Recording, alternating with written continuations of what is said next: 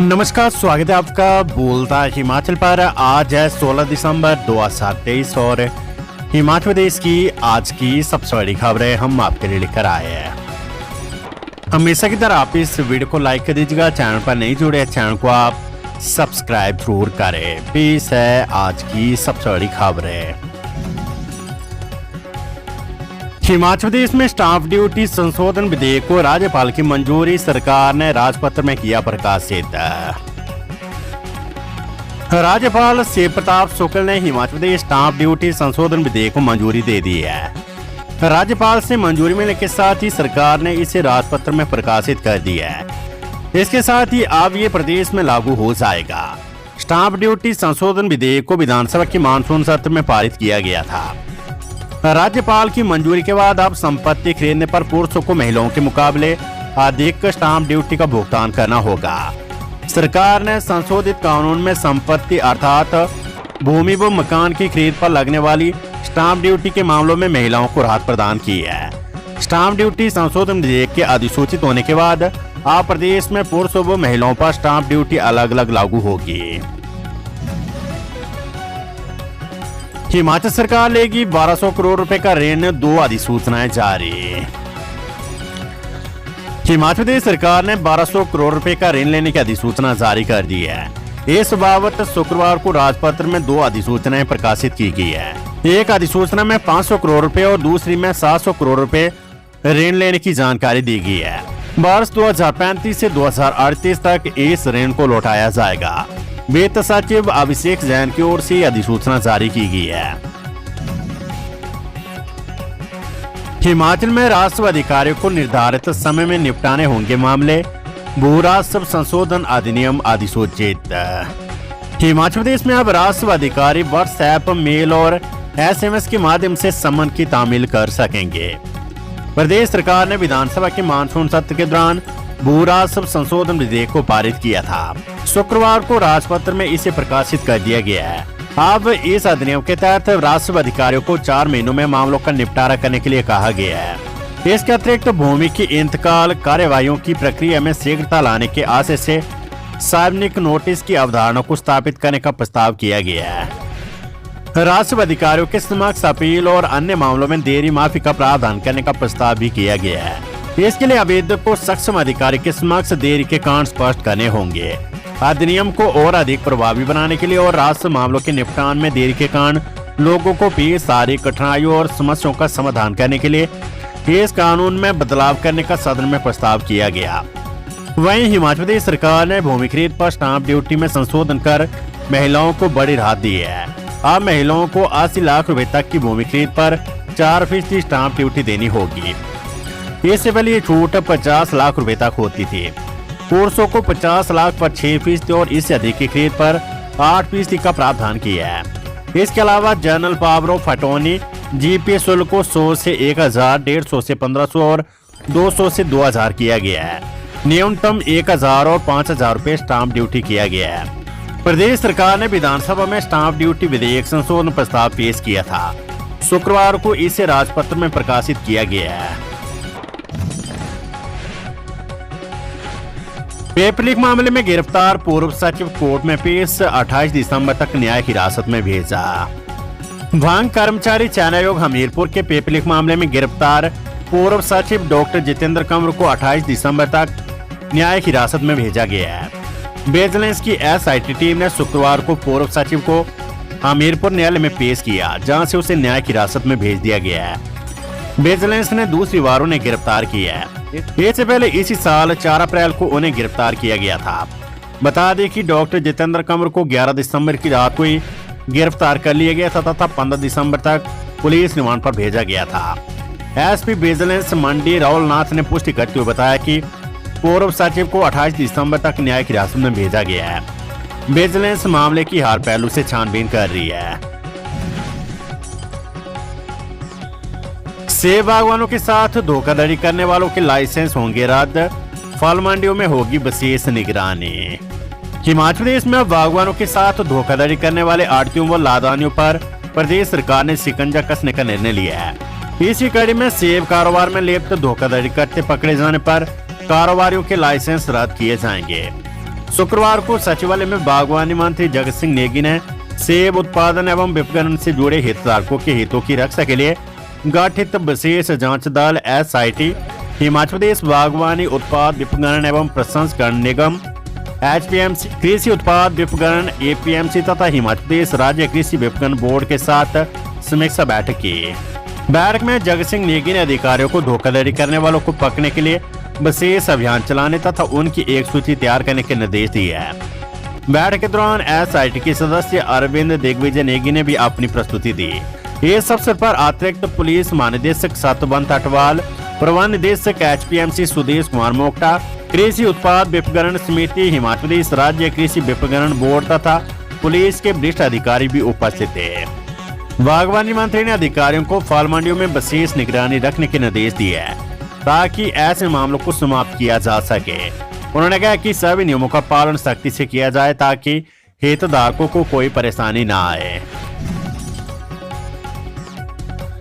HPU Shimla के कुलपति पद के लिए आवेदन की तिथि 31 दिसंबर तक बढ़ी।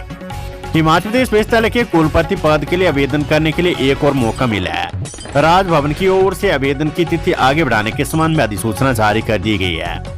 आप पात्र उम्मीदवार तय तिथि तक आवेदन कर सकते हैं। हालांकि इससे पहले 23 नवंबर तक आवेदन मांगे गए थे और इस दौरान करीब 52 आवेदन आने की सूचना है। बता दें कि UGC के रेगुलेशन 2018 के तहत कुलपति का चयन किया जाएगा। कुलपति के चयन के लिए आवेदन करने वाले व्यक्ति को ये भी बताना होगा कि जैसे उन्हें ये जिम्मेदारी सौंपी जाती है तो वे इसे ज्वाइन कर लेंगे। इसके लिए किसी तरह का अतिरिक्त समय ज्वाइनिंग के लिए नहीं दिया जाएगा। साथ ही प्रार्थी को शपथ पत्र देना होगा जिसमें साफ करना होगा कि उस पर किसी तरह का कोई भी आपराधिक मामला किसी भी तरह से लंबित नहीं है। प्रतिभा सिंह बोली, केंद्र से मिली राशि ऊंट के मुंह में जीरा के समान, आपदा राहत के नाम पर कोरा झूठ बोल रही है भाजपा। कांग्रेस प्रदेश अध्यक्ष एवं सांसद प्रतिभा सिंह ने केंद्र सरकार द्वारा प्रदेश की आपदा राहत के लिए 633 करोड़ रुपए की राशि जारी करने को ऊंट के मुंह में जीरा मात्र बताया है। उन्होंने केंद्र की भाजपा सरकार पर आरोप लगाया कि वे कांग्रेस शासित राज्य हिमाचल प्रदेश के साथ आपदा राहत पर भेदभाव कर रही है, जो कभी सहन नहीं होगा। प्रतिभा सिंह ने शुक्रवार को यहां जारी बयान में कहा कि केंद्र सरकार ने राज्य आपदा राहत फंड के तहत प्रत्येक राज्य को मिलने वाली पहली किस्त के तहत 180.40 करोड़ रुपए के बाद अतिरिक्त 200 करोड़ प्रदेश सरकार को जारी किए, जबकि कोई भी विशेष आर्थिक मदद नहीं मिली है। जैसा कि भाजपा के नेता केंद्रीय सहायता को लेकर बड़े बड़े दावे कर रहे हैं। कर्मचारियों को झटका, NPS में जमा कर्मियों की राशि राज्य को नहीं देगा केंद्र, संसद में बोली सरकार।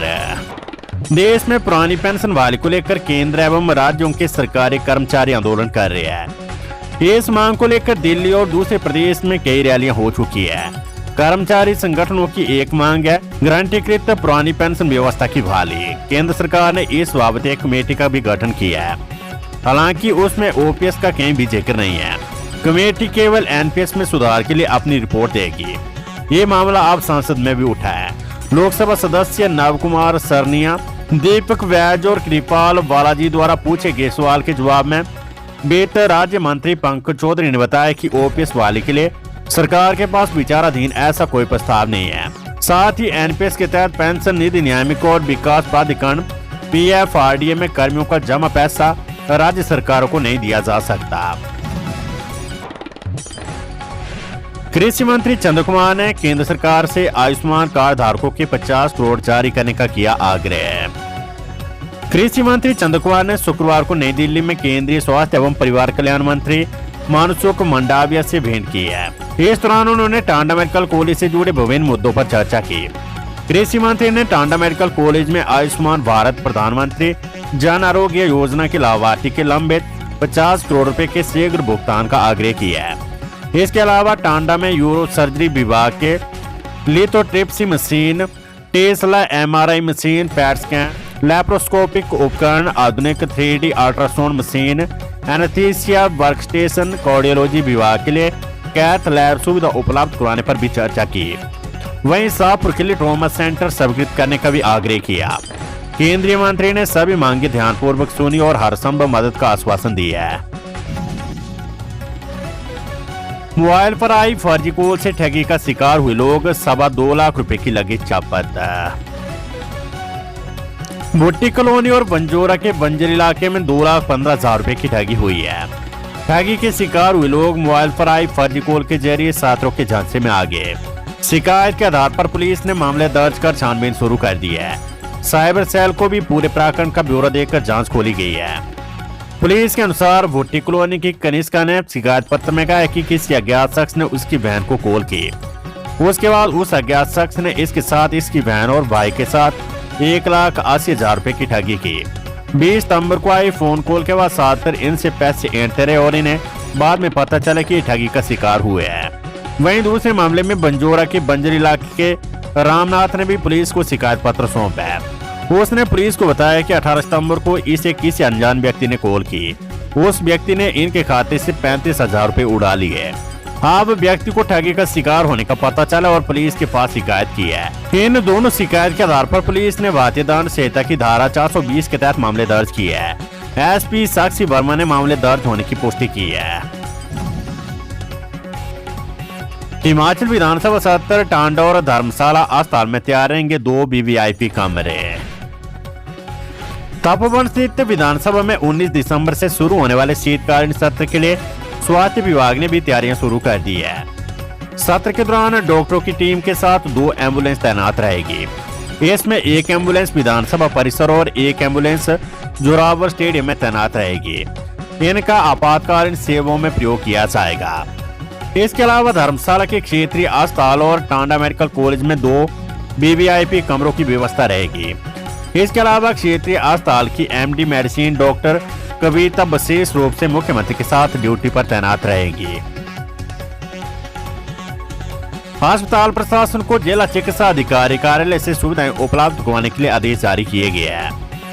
धर्मशाला के तपोवन में 19 से 23 दिसंबर तक विधानसभा का शीत सत्र चलेगा। 18 दिसंबर को मुख्यमंत्री, उप मुख्यमंत्री, नेता प्रतिपक्ष, मंत्रियों सहित विधायक धर्मशाला पहुंच जाएंगे।